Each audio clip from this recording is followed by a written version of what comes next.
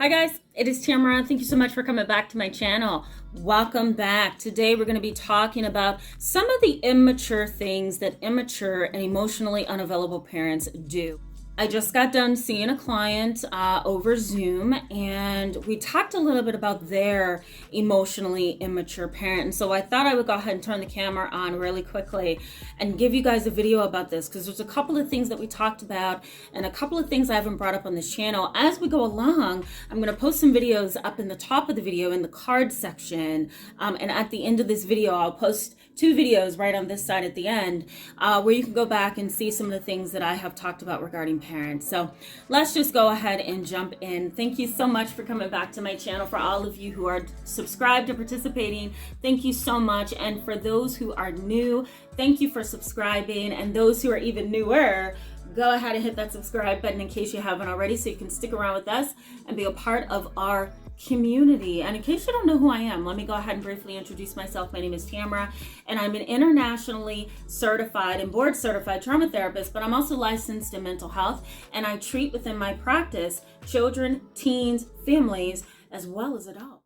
So there's a couple of things, guys, that I have on my list here based on what my client and I kind of talked about, and I think they might be helpful for you too.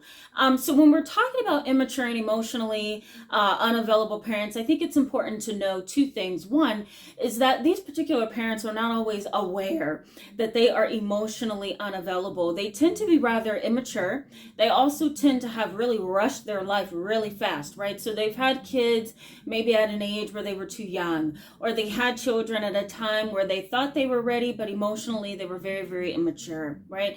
So that's one set of parents, or one category of parents, I should say. The second category is there are parents who are just strictly permissive. They don't have, what it takes to be a parent. They don't have the structure that they need to be a parent. They don't know how to step up and protect their children. And a lot of times they're not willing to put themselves on the line to do so. It's really a lot of responsibility to be a parent. If you aren't already, you need to know that it's really, really tough. Why it's tough is not so much that you have to feed and clothe them and educate them and raise them, but more so you have to juggle your emotions and your mental abilities with your children. And what I mean by mental abilities is your psychology. You have to be healthy and ready to teach them and learn and grow with them as well. And that takes a lot of psychological strength. And parents who are immature and emotionally unavailable do not have that. So it's really hard for them to connect with their children. So they become permissive. Do whatever you want to do. As long as I did the basics, I fed you, told you to get a bath and let you sleep. I'm paying the rent, light, gas, and water. That's all I need to do. Those kind of emotionally unavailable parents are permissive. All right, so those are the two kind of parents I want you to think about as we go through this video. Now, there's a third category that I like to point out to people who come and see me who are adults and they're struggling with childhood trauma associated with a parent like this.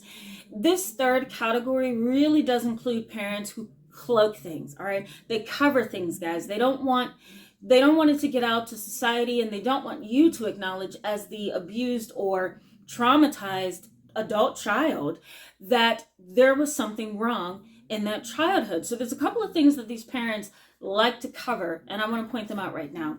The first thing that I have is they like to cover up emotional and sexual incest. Emotional and sexual incest. What I mean by that is emotional incest, and I'll go ahead and put a video right up here in the cards for you to check out at the end of this video about emotional incest. But emotional incest is basically this. It's I'm invading your space emotionally. I am what am I trying to say here, guys? I am supposing upon you a burden that doesn't necessarily belong to you, or I am placing upon you a burden that does not belong to you. That's emotional incest. It's an intrusive burden that does not need to be there. And of course, you're well aware of what sexual incest is as well within a family. So that's number one. That's the number one thing that these parents, unhealthy, neglectful parents, unavailable emotionally, tend to try to cloak. The emotional and the sexual incest. The next thing that I want you to think about, guys, is physical abuse or domestic violence. Now, this is something that happens in a lot of homes where there's emotionally unavailable and immature parents. One of the reasons why is because they're immature, and they typically fall for men who are abusive, underdeveloped, and incapable. And because of that, right, these particular men end up either coming into the life of that woman and that child and really controlling and possessing them, or he comes into the family with a drug and alcohol issue or pornography addiction, and that drives him insane. And so then he becomes abusive. A lot of these parents also get into relationships with men and women, if it's a man, who are immature and they don't know what it takes to be an adult and a parent. You know, they kind of bring them into their world, and the children end up either getting abused or witnessing domestic violence. The next thing is detrimental impulsivity, and what I mean by that is, you know, their impulsivity is really harmful to their finances, to their emotional and psychological health, and sometimes to their physical health. We have, you know, emotionally unavailable and unhealthy parents cutting themselves and showing the scars to their children, or allowing those scars to be out in the open where their children look at it and say, "Mom, what's that?" Right? And the mother will, you know, indulge the child and explain, "I cut myself and I do that when I'm mad." And, you know, that is too much information for a child. And so parents who are unstable and emotionally unavailable will do those kind of things. They don't know where to draw the boundary and say, "Okay, this is a child, I better not share this." These kind of parents may also share their sexual lives and their sexual experiences. They may also encourage their kids to act out sexually, twerking, which I absolutely hate, and anything else that they feel the child is allowed to do. These kind of parents tend to be very, very immature, and the child is almost like the best friend. So that detrimental impulsivity is really harmful in these particular situations. Substance abuse and gambling is also a part of that detrimental impulsivity. Bringing men in for sexual experiences and then letting them go right out the door the next day, that's detrimental impulsivity. All right, the next one is severe or poor mental health. These kind of parents tend to have really, really poor mental health. I talk about parental mental health right up here in this video if you want to go check it out. And really what I'm highlighting there are parents who are just incapable of being parents. They don't know what it takes because they're ill, they're sick, they've never gotten help. Unresolved schizophrenia, or untreated or poorly treated. Bipolar disorder, that includes hallucinations and delusions, which I talk about in this really old video, but you can still get some information from it. That's good. We also have parents who, you know, have a substance abuse issue right along with a mental health issue, and that's called comorbidity. Comorbidity, that's when you have two disorders at the same time. That is a severe mental illness because you're battling two different things. And so severe mental illness, poorly treated mental illness is a problem. The next thing is triangulation and favoritism. These kind of parents will triangulate, and I talk about triangulation right up here in this video, but they will also show favoritism, and, you know, they will lean this way towards the kids that they like. They will spoil them and pamper them and love them and overlove them and give them too much and let them get away with things. And then when they get tired of that, then they swing over here to the other child, and now they're ready to gossip, and now they're ready to, you know, divulge information that the other child should know. Like, there's a lot of favoritism and triangulation. It's a cycle. And this is how this immature and unavailable emotionally parent tends to engage with their children. It's a very toxic dynamic. All right. The next one is inappropriate intrusion. So how's your sex life with your husband? How much money does he make? Are you sure your husband is coming home on time?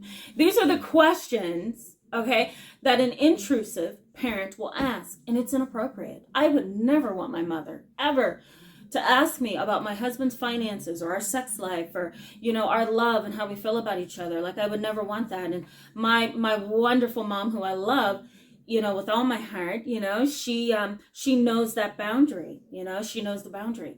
But these particular inappropriate parents do not. And I feel terrible for children who have to deal with that. That is really difficult. The next one, guys, is dynamics of a parentified child that exist within the family unit. You've become the parent of your sibling. You're not the sister, you're the mother. You're not the brother, you're the father. And that immature and emotionally unavailable parent expects you to step up and do what parents do. It's unfair and unhealthy.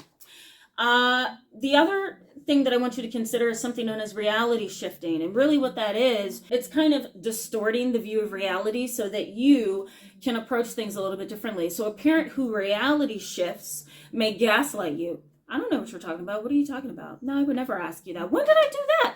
Oh my God, did he really do that to you? I'm so sorry. I would never let that happen to you. You have to tell me these things.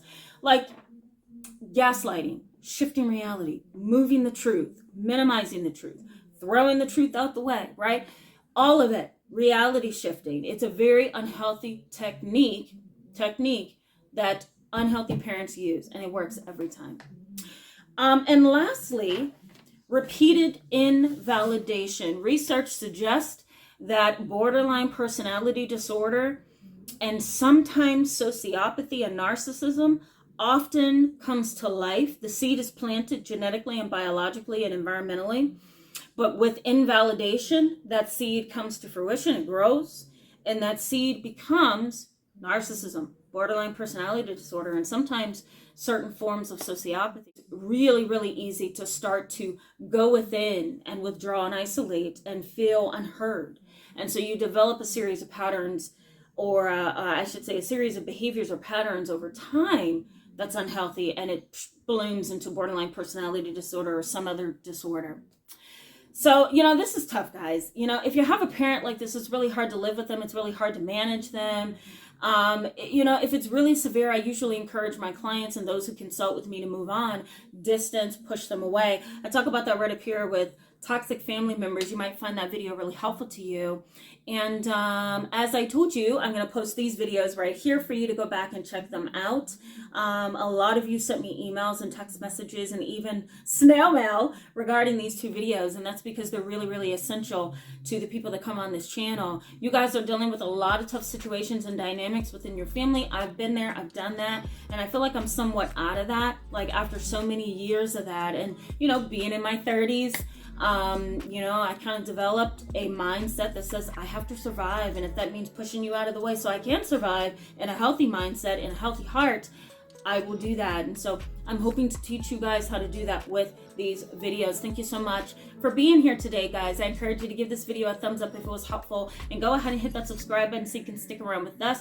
Feel free to share this video with someone that may benefit. I always encourage you guys to do that. A lot of people either do not know that my channel exists, or they're just finding out about me. So I really appreciate you guys sharing it. That helps the channel a lot, and it also helps the person that's in need. So thank you so much for that. I'll see you in the next video. Bye.